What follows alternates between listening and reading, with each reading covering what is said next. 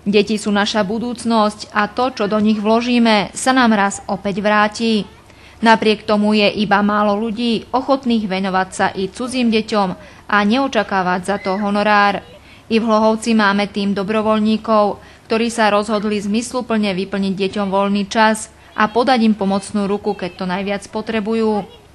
Pred 4 rokmi založili v priestoroch Kresťanského centra na Dillongovej ulici tzv. Metroklub, ktorý funguje pod záštitou občianskeho združenia Ester v Hlohovci. Klub je podporovaný i nadáciou pre deti Slovenska v rámci projektu Hodina deťom. Čo vôbec bolo dôvodom, že vznikol Metroklub? No tak dôvodom bolo to, že sme v rámci našej duchovnej služby, ktorú tu robíme už tak nejak 17 rokov, ak som presný, že sme mali vždy na srdci deti a zvlášť deti, ktoré, ako máme dojem, že aj v Hlohovci vychováva ulica.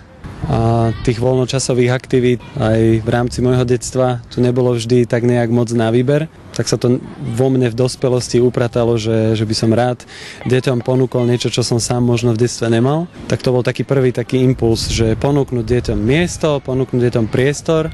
No ale neskôr, ako sa to vyvíjalo, tak sme zistili, a to sa stalo neskôr aj takou našou hodnotou, že tým programom sme vlastne my ako vedúci. Že preto dieťa, to najväčšou hodnotou asi aj v našej kultúre je stále ten čas. Možno to, čo niekedy niektoré deti nedostanú s rodičmi, ako by dostali v zdravých rodinách. Takže to vždycky hovorím, keď prídu aj noví vedúci k nám a pýtajú sa, že čo sa tu deje. My sme vlastne taký klub bez programu, že deje sa tu všetko spontánne, tak ja im vždycky hovorím, že vy ste program.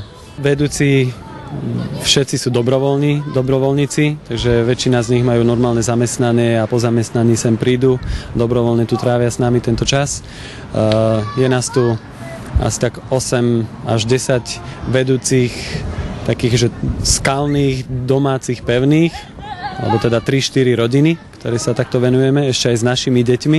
A takisto máme takú družbu s jednou biblickou školou v Nitre, kde vlastne sa študenti v rámci praxe chodia sem na také stáže. Takže máme tu ešte 4-5 študentov, ktorí si tu robia vlastne prax. Máme tu takú zmes detí, keď to tak mám možno vzdelanostne rozdeliť, tak sú tu deti zo špeciálnej školy a sú tu deti z gymnázia. Čo sa týka možno sociálnych vrstiev, sú tu deti úplne normálne, zo zdravých rodín, funkčné, prídu spolužiaci, kamaráti a sú tu aj deti naozaj z veľmi ťažkých sociálnych takých zázemí, rodín, z nefunkčných, takže snažíme sa vytvárať naozaj priateľskú atmosféru pre všetky deti. Teraz tak priemerne nás navštevuje možno 40, niekedy 50 detí každý piatok. Teda tie naše kluby sú hlavné, teda v piatok máme od 2. do 7, taký hlavný voľnočasový čas.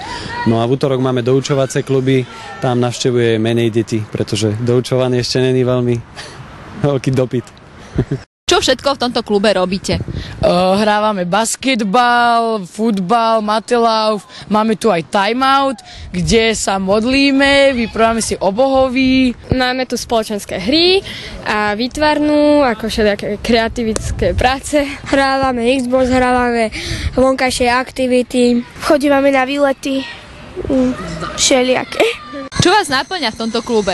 Čo ste tu našli? Máme tu veľa kamarádov, potom aspoň sa neudíme volať kde inde, je tu zábava. Chodia sem aj rôzne deti, o ktorých sa možno rodičia nestarajú a nájdú tu kamarátov. Spoznávame Božiu vieru a je tu dobrá zábava.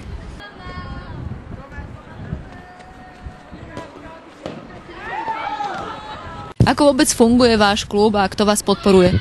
Radi sa to do takej kategórie nízkoprahových klubov, čo znamená, že nekladieme žiadne nároky a požiadavky na to, že kto sem môže prísť deti alebo kto sem nemôže prísť.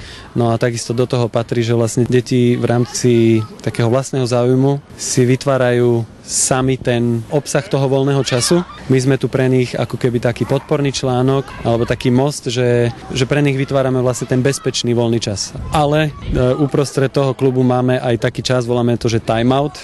Na takom princípe, že tréner svojim hráčom hovorí nejaké povzbudivé slova do hry, tak my to bereme ako že život, že tak sa im snažíme do života hovoriť niečo povzbudivé.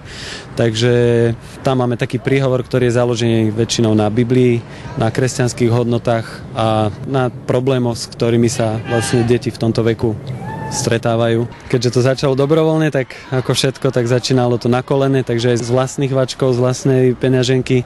Neskôr sme sa pridružili vlastne k občianskému združeniu Ester, aby sme mohli teda fungovať aj na nejakých daroch alebo nadáciách, grantoch. V súčasnosti sme podporovaní jednou nadáciou, nadácia Hodina deťom. Vďaka mestu, takej dobrej spolupráce, že vlastne mesto nám ponúklo tento grant, takže sme mohli nakúpiť rôzne hry a veci pre deti. Keďže fungujeme z darov a z takýchto príspevkov, tak ak by náhodou nás niekto chcel nejakým spôsobom podporiť, na webovej stránke mesta je kontakt cez občianske združenie Ester. Takisto sme na Facebooku, si nás môžu buď deti alebo rodičia vyhľadať Metroklub HC. Takisto sú tam telefónne kontakty, takže ak by niekto chcel či dobrovoľnícky podporiť nás, nejakým spôsobom sa tu pozrieť, vidieť, ako fungujeme, alebo finančne, alebo nejakým spôsobom budeme vďační za všetko.